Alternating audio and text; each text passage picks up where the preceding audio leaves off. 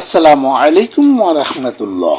প্রিয় দর্শক, আজ আমি আপনাদেরকে জানাবো জান্নাতুল মাওয়া কবরস্থানের সংক্ষিপ্ত বিবরণ, যেখানে সাহিত্য আছেন উম্মুল মুমিনিন হযরত খাদিজাতুল কুবরা রাদিয়াল্লাহু তাআলা আনহা, এবং এই কবরস্থান থেকেই ৭০,০০০ লোক বিনা হিসাবে জান্নাতে প্রবেশ করবেন। সবাইকে শেষ পর্যন্ত সঙ্গে থাকার জন্য বিশেষভাবে অনুরোধ করছি। বিসমিল্লাহির রহমানির রহিম। কাবা শরীফের প্রায় ১ কিলোমিটার উত্তরে কুরাইশ বংশের প্রাচীন কবরস্থান জান্নাতুল মাওয়া। এই কবরস্থানের উত্তর প্রান্তে দেয়াল পরিবেষ্টিত এলাকায় উম্মুল মুমিনিন হযরত খাদিজাতুল কুবরা রাদিয়াল্লাহু তাআলা আনহা এবং রাসূল করিম সাল্লাল্লাহু আলাইহি ওয়াসাল্লামের দুই পুত্র হযরত কাসিম রাদিয়াল্লাহু তাআলা আনহু ও হযরত আব্দুল্লাহ রাদিয়াল্লাহু তাআলা আনহু এর কবরস্থান রয়েছে। মক্কার কবরস্থানের মর্যাদার ব্যাপারে হযরত ইবনে আব্বাস রাদিয়াল্লাহু তাআলা আনহু থেকে বর্ণিত হাদিস শরীফে রাসূল পাক সাল্লাল্লাহু আলাইহি সাল্লাম বলেছেন, এটি কতই না উত্তম কবরস্থান। হযরত আব্দুল্লাহ ইবনে মাসউদ রাদিয়াল্লাহু তাআলা আনহু বলেছেন, রাসূল পাক সাল্লাল্লাহু আলাইহি ওয়াসাল্লাম একদিন সানিয়া গোরস্থানের সামনে দাঁড়িয়েছেন। তখন এতে কোনো কবর ছিল না। তারপর তিনি বললেন, আল্লাহ এই জমিন থেকে কিংবা হারাম থেকে ৭০,০০০ লোককে হাশরের ময়দানে উঠাবেন, যারা বিনা হিসাবে বেহেশতে যাবে। তারা প্রত্যেকেই ৭০,০০০ লোকের জন্য সুপারিশ করবেন। তাদের চেহারা পূর্ণিমার রাত্রির চাঁদের মতো উজ্জ্বল হবে। আবু বকর রাদিয়াল্লাহু তাআলা আনহু জিজ্ঞেস করলেন, হে রাসূল পাক সাল্লাল্লাহু আলাইহি সাল্লাম, তারা কারা? রাসূল পাক সাল্লাল্লাহু আলাইহি সাল্লাম বললেন, তারা হচ্ছে অপরিচিত আশ্চর্যজনক লোক। মক্কার কবরস্থানের আরেকটি বিশেষ মর্যাদা হলো, এতে অনেক সাহাবী, তাবেঈন, উলামায়ে কেরাম এবং বুজুর্গানে দ্বীন শায়িত আছেন। ৩৯ জন পুরুষ ও ৬ জন মহিলা সাহাবায়ে কেরামকে এই গোরস্থানে দাফন করা হয়েছে। তাদের মাঝে উল্লেখযোগ্য হলেন যায়েদ বিন আদ-দাসিনাহ বিন মুয়াবিয়া বিন ওবায়েদ আল বাদাই রাদিয়াল্লাহু তাআলা আনহু।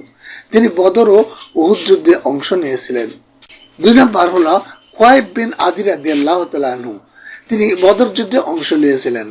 ৩ নম্বর আব্দুল্লাহ বিন আমর বিন আল আস বিন ওয়ালিদ রাদিয়াল্লাহু তাআলা আনহু। ৪ নম্বর আব্দুল্লাহ বিন উমর বিন খাত্তাব রাদিয়াল্লাহু তাআলা আনহু। ৫ নম্বর আব্দুল্লাহ বিন ইয়াসার আল আনসি রাদিয়াল্লাহু তাআলা আনহু।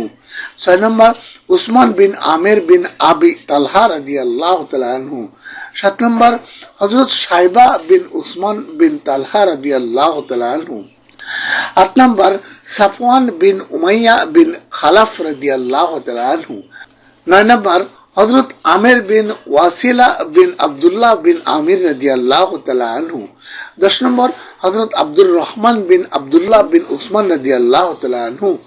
১১ নম্বর হযরত আব্দুর রহমান বিন উসমান ওবায়দুল্লাহ আত-তাইমি রাদিয়াল্লাহু তাআলা আনহু। ১২ নম্বর হযরত আব্দুল্লাহ বিন জুবায়ের বিন আওয়াম রাদিয়াল্লাহু তাআলা আনহু। ১৩ নম্বর হযরত আব্দুল্লাহ আমের বিন কুরাইজ রাদিয়াল্লাহু তাআলা আনহু। ১৪ নম্বর হযরত আব্দুল্লাহ বিন মুহাম্মদুর রাসূলুল্লাহ সাল্লাল্লাহু আলাইহি ওয়াসাল্লাম।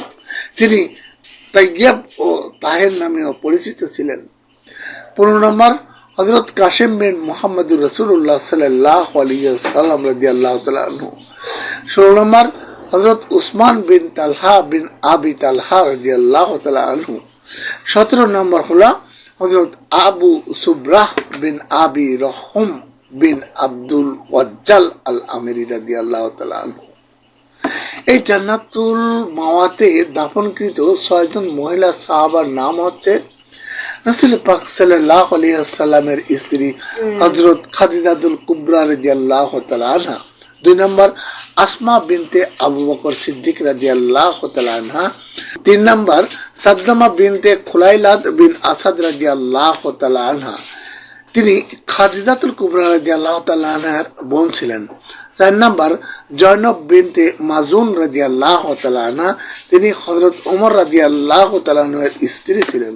৫ নম্বর হলো জয়নব আল আসাদিয়া আল মক্কিয়া রাদিয়াল্লাহু তাআলা আনহা। ৬ নম্বর সুমাইয়া বিনতে কাব্বাত রাদিয়াল্লাহু তাআলা আনহা।